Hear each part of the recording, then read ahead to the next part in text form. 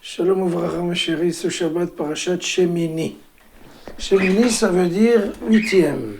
Le huitième jour qui était en fait le premier jour de Nissan, donc une journée extraordinaire, heureuse, joyeuse, avec des festivités. Ce jour-là, on va inaugurer le tabernacle. Mais voyons, on voit que le monde il y avait du monde, il y avait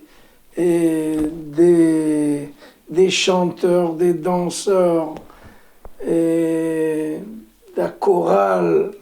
Vraiment, on était près des grandes festivités.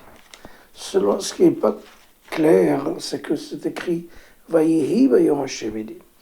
Le Talmud dit, dans le décret de Megillah, page 10 et 11, il dit que chaque fois que c'est écrit « Vayihi », c'est la tristesse.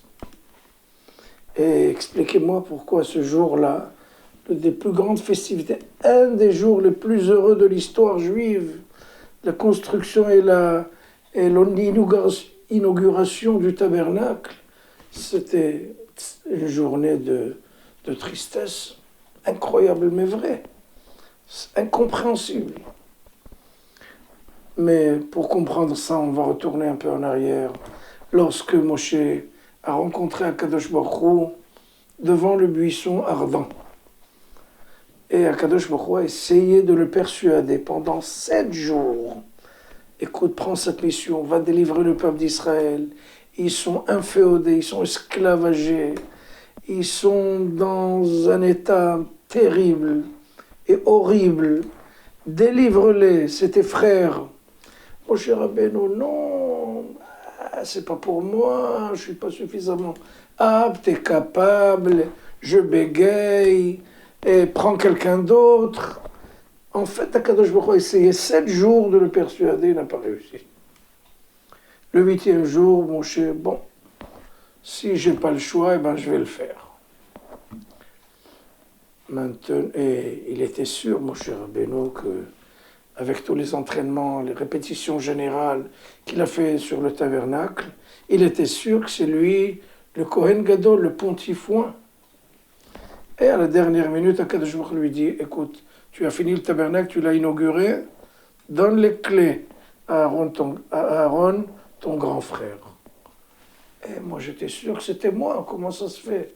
Il lui dit, donne les clés à Aaron, c'est lui le chef, c'est lui le pontife, c'est lui qui va gérer et diriger le tabernacle.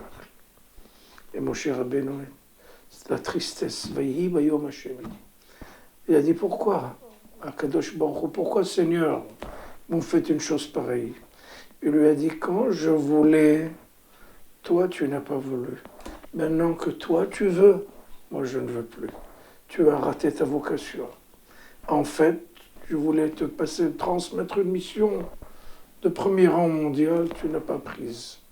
Maintenant que tu la veux, je ne veux plus. Et on apprend de ça quelque chose de très important, un enseignement extraordinaire. Quand on reçoit une mission, même si on pense qu'on est un peu